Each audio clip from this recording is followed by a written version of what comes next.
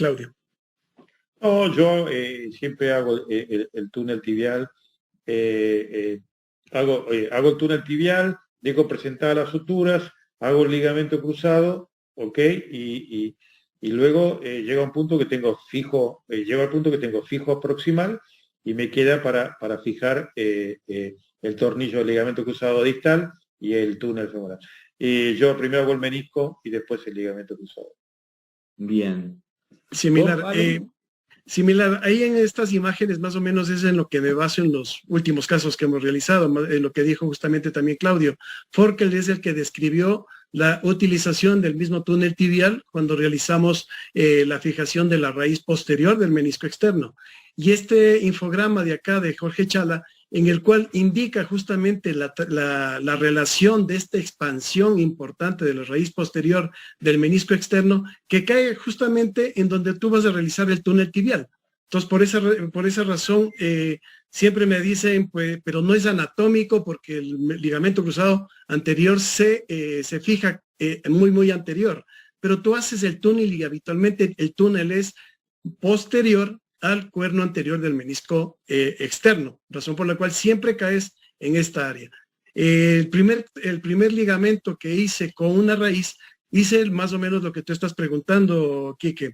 Hice primero la tunelización del túnel tibial de la raíz, que le hice muy cerca en la meseta tibial externa, dirigida de medial hacia lateral, perdón, de lateral a lateral directamente, pero concordaba muy cerca del túnel tibial que tenía que hacer.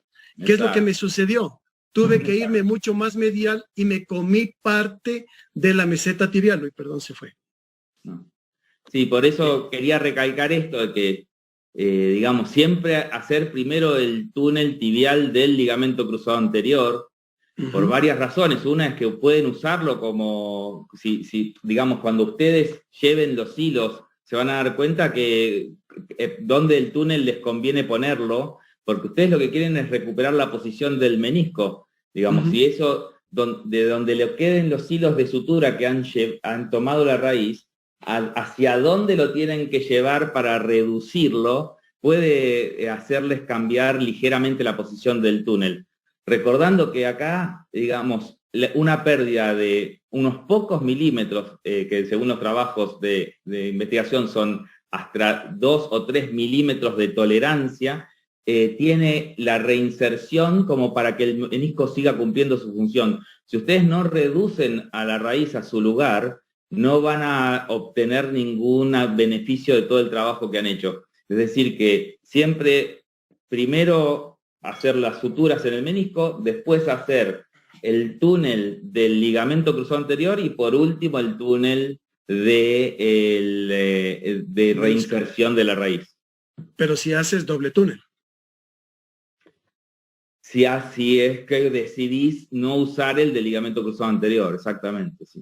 Es decir, lo importante es que el menisco quede reducido en el lugar original para que siga cumpliendo su función habitual, digamos, ¿no?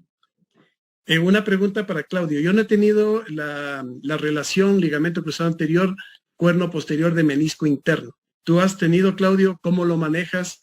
¿Haces la misma función? Porque ya la inserción de la raíz posterior del menisco interno es mucho más posterior, más cercana del ligamento cruzado posterior. ¿Cómo lo haces?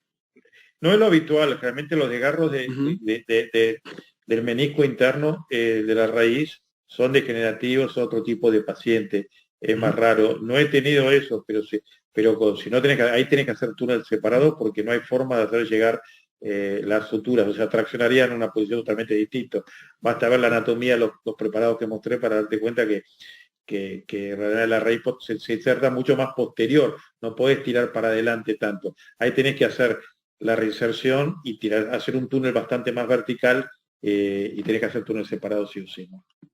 ¿Tú, Enrique, has tenido algún caso? Sí, mira, casualmente, cuando yo el año pasado hablé del tema, era en base a un paciente con una lesión multiligamentaria, que ahí hay que sospechar la lesión de la raíz del cono posterior del menisco interno. En lesiones multiligamentarias que involucren al ligamento lateral interno, es bastante común. Yo vi algunos, digamos, y El caso que motivó la charla del año pasado fue un caso así, multiligamentaria, cruzado anterior posterior y ligamento lateral interno y complejo posterior, y una lesión de raíz que había quedado sin tratamiento en la cirugía inicial. Y bueno, eso motivó que charláramos de este tema y presentáramos unos casos. Sí, yo tuve casos, sí, en estas circunstancias, con lesión multiligamentaria. Y bueno, sí, hay que hacer otro túnel ahí sí o sí, en mi opinión, digamos, hay que hacer, es muy distinta la posición del túnel tibial del cruzado anterior y la del túnel de la raíz posterior del interno, ¿no? Se ven en pacientes jóvenes. Ahí sí, está para los participantes, si quieren, en Guía OIT, en la página de YouTube de Guía OIT está la presentación y bueno, lo pueden buscar. Está al final, para que no la vean toda porque se van a aburrir. ¿Sí? Aprovecho, porque justamente, yo utilizo la pinza Scorpion sin ninguna relación con Artrex, pero me parece muy, muy simple, y Claudio utiliza de Smith & Nephew, que es una pinza mucho más dócil y mucho más delgada. Tú, Enrique, ¿qué utilizas? Porque cuando tú hiciste tu presentación, hiciste tips sin pinzas muy caras ni nada. ¿Qué puedes darnos a nosotros? Porque en parte ya viste que se nos facilita mucho con estas pinzas especiales, pero si no la tienes. Bien, dos cosas importantes. Una es que por las dudas quiero aclarar que Claudio habló de pie crafting, que es con una aguja, o una avocat o una aguja, digamos, un poquito más gruesa y bien filosa, hacer varias secciones al ligamento lateral interno para que la rodilla en valgo tengamos más espacio. Por las dudas que no conozcan el término alguno de nuestros, de los que nos están mirando hoy. Y digamos, también, bueno, el subtítulo de la charla, cómo arreglarse con el instrumental habitual, digamos, ¿no? Es decir, lógicamente si uno tiene acceso a estas pinzas, la mini Scorpion o acá el país no llegó todavía, pero hay una pinza súper interesante que se llama Novo Tech, creo que es. Claudio, ¿te acuerdas? Se me pasó, Novo algo es. Novo es de Smith & Nephew. De Smith & Nephew. Esa pinza me parece que es fantástica, pero bueno, yo no la vi solo en videos. Pero bueno, habitualmente nosotros, como estamos más dirigidos al público de Asunción que no tiene acceso a estas pinzas, la idea es, como decía Claudio, buscar en el instrumental de hombro, que siempre van a encontrar una pinza adecuada, van a necesitar tal vez más espacio, por eso esta técnica del pie crafting lo tienen que tener en su armamentario técnico como para poder ingresar con espacio. El cuerno posterior del menisco externo habitualmente nos ofrece un poco más de espacio en general, o en otros pacientes no, pero bueno, habitualmente hay más espacio y además el cuerno posterior del menisco externo cuenta con la ventaja de que si están operando el ligamento cruzado anterior, pueden ingresar desde el intercóndilo y si ustedes miran desde el intercóndilo, antes, lógicamente, de reconstruir el ligamento y hacen todo el trabajo del cuerno posterior del menisco externo, van a tener un acceso sencillo y amplio al cuerno posterior. Así que, digamos, si a pesar de todo esto no pueden contar con ninguna pinza, como decía Claudio en su charla, hay que ingeniárselas, digamos, ¿no? Hay muchas cosas para ingeniárselas con agujas espinales, utilizando lazadas de hilo que se interconectan, digamos, eso yo no lo voy a hablar ahora, ya lo pueden ver como les decía, pero hay muchas formas de ingeniárselas como para tomar el cono posterior de cada uno de los meniscos y, digamos, realizar la sutura. Pero vuelvo sobre la lesión del paquete popliteo, es decir, en el menisco externo siempre trabajen desde el lado interno o desde el intercóndilo, tengan mucho cuidado cuando trabajan desde el mismo lado, porque ahí es donde se producen las lesiones, y basta que se alejen un poquito digamos, del cruzado posterior para encontrarse en el camino con la arteria poplitea. Es decir, que eso, como les decía Claudio, amíguense con la imagen de la resonancia, fíjense que cerca que están las estructuras y sobre todo, si van a usar una aguja de adelante hacia atrás o un dispositivo todo adentro, calculen la distancia con la que van a trabajar con el dispositivo. Vieron que el dispositivo siempre tiene un control de la distancia que la aguja va a penetrar al menisco. Tengan mucho cuidado de no sobrepasar los 18 o 20 milímetros, porque ahí va a estar en contacto con la arteria poplitea. Pablo, mostrá tu resonancia de este caso, que ahí se ve bien, creo que la mostraste y aparece la arteria. ¿Puedes ir para atrás? Ahí está.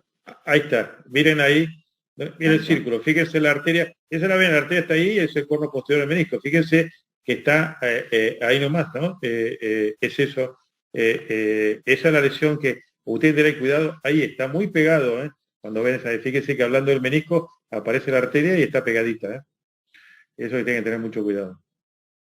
Ahí nomás, sí, y digamos, si estamos en las resonancias también, amíguense con las imágenes de resonancia, estudien la resonancia.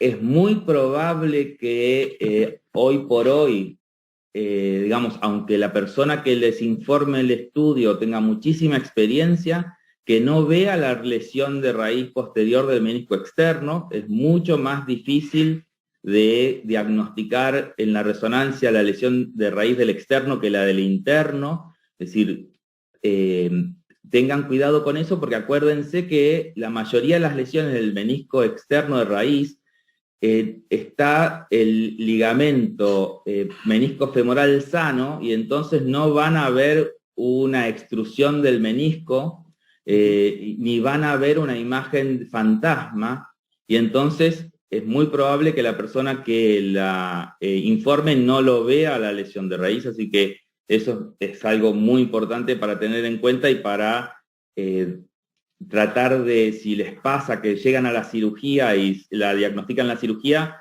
volver a la imagen de la resonancia y estudiarla y llevarse la imagen como para que la próxima vez no les pase, ¿no?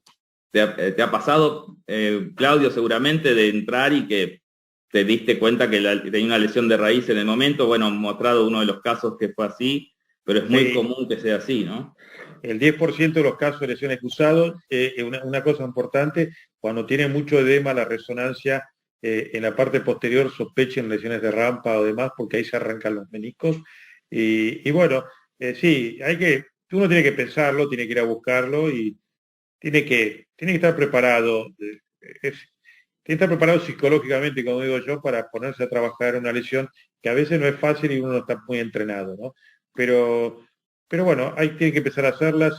Creo que entrénense, pasar las agujas, y un cuerno posterior de menisco externo, cuando es una raíz, el túnel tibial ayuda mucho y eso simplifica mucho también, ¿no? Así que con una cola de chancho, perforando con una aguja, pueden pasar las suturas. Bueno, hay una forma de hacerlo y traccionar algunas suturas, ¿ok? Muy bien.